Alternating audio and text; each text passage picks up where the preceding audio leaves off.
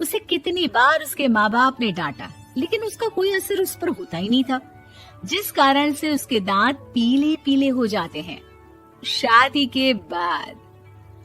अरे बहू, वैसे तो तुझ में कोई कमी नहीं है, पर तेरे दांत इतने पीले कैसे हैं बेटा? कैसे मतलब? कोई सर्जरी थोड़ी ना कराई है। वो तो क्या नाम, मैं ब्रश नहीं करती थी तो पीले हो गए।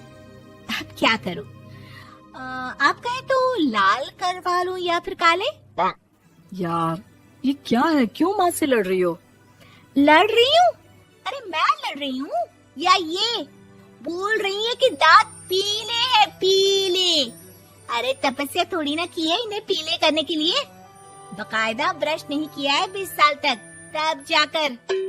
छी, कैसी बात कर रही हो? ये उस वक्त तो पीले नहीं थे जब हम लोग तुम्हें देखने आए थे। अरे तब साफ करवा लिया होगा डेंटिस्ट के पास जाकर। अब देखो कैसे पीले पीले लग रहे हैं। रंजना सास की तरफ गुस्से से देखती है। फिर शुरू हो गई पीले पीले पीले। अरे पीले तो तब भी थे जब मेरे हाथ का रसगुल्ला उड़ा उड़ा कर खा रही थी और बोल रही थी, लड़की नहीं गुणों का खजाना दे रहे भाई साहब आप। खैर, अब वो लोग करते भी तो क्या करते, पीले दांत वाली बहू पल्ले पड़ी थी तो झेलना तो था ही। एक दिन कीर्तन में रंजना गाना गा रही थी। अरे कमला बहन, माँ का द्वार है, यहाँ तो सब शुद्ध होकर आते हैं, फिर अपनी बहू को ब्रश भी नहीं करवाती तुम। दूर से पीले पीले दांत भक्ति में बाधा उत्पन्न कर रहे हैं।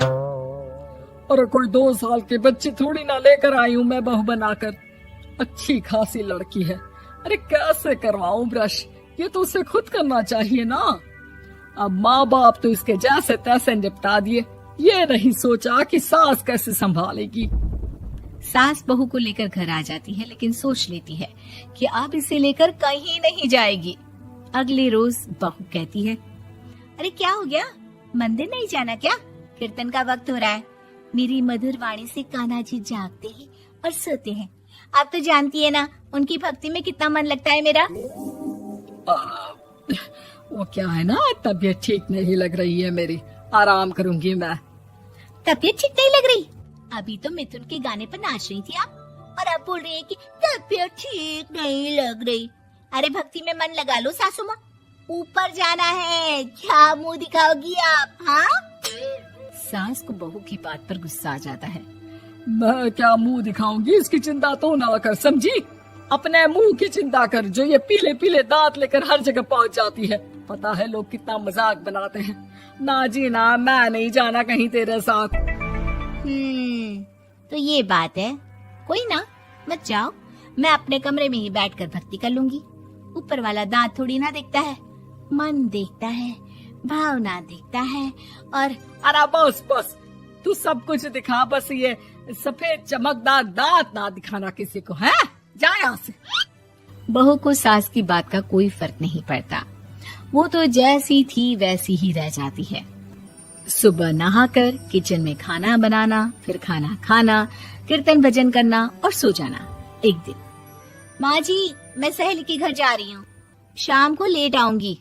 हाँ हाँ तो जाना, मैंने कौन सा तेरी आरती करनी है घर पर बैठकर। रंजना सहेली के घर जाती है, जहाँ वो पार्टी में जाने की तैयारी कर रही होती है। अरे शिखा, कहाँ जाने की तैयारी कर रही है?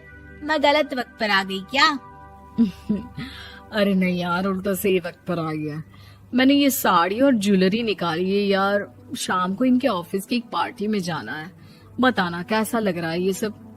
नहीं यार, इस ड्रेस के साथ तो वो वाली ज्वेलरी अच्छी लगेगी।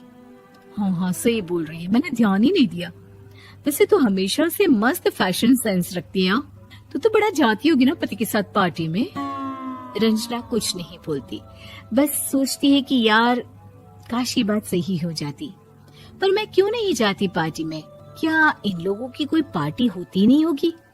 रंजना घर आती है और रात में पति से सवाल करती है, एक बात बताइए, आप मुझे किसी पार्टी में क्यों नहीं ले जाते?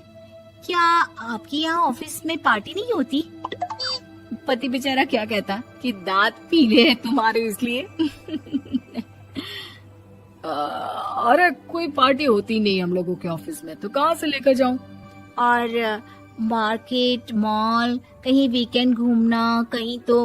अरे यार, सारे हफ्ते में एक छुट्टी मिलती है, तो सोचता हूँ कि आराम ही कर लूं। क्यों? रंजना मन मार के रह जाती है। पहले कभी सास के साथ मंदिर जाया करती थी, लेकिन वो भी सास ने ले जाना बंद कर दिया। घर बैठी बैठी रंजना बोर हो जाती है। तभी उसे आइडिया आता है और वो मायके जाने का सोचती है। सासू माँ, 2 दिनों के लिए मम्मी के घर जा रही हूँ। अच्छा ठीक है, आराम से जा। और हाँ, माँ से कुछ अच्छी आदत सीख कर आना कि कैसे शरीर के हर भाग की तरह दांतों की सफाई भी जरूरी होती है, समझी? शुरू हो गई ना आप। वो लोग आपकी तरह नहीं है कि छोटी छोटी बात का बतंगड़ बना दे। उन लोगों के लिए मैं मायने रखती हूँ, ना कि मेरे पीले पीले दांत। रंजना माँ को बिना बताए उन लोगों को सरप्राइज देती है, लेकिन जैसे ही वो दरवाजे पर पहुंचती है, अंदर देखती है कि घर वाले कहीं जा रहे होते हैं।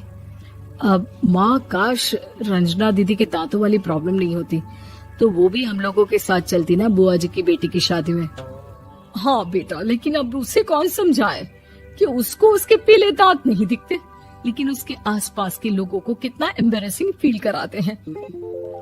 मुझे तो कितनी बार उसके स्कूल की टीचर ने शिकायत की कि उसके साथ कोई लड़की बैठना भी नहीं चाहती, और ना ही कॉलेज में कोई उससे बात करना चाहता था। लेकिन पता नहीं क्यों उसे ये बात समझ में ही नहीं आती। कोई कमी नहीं है उस लड़की में, बस यही कि दांत पीले हैं।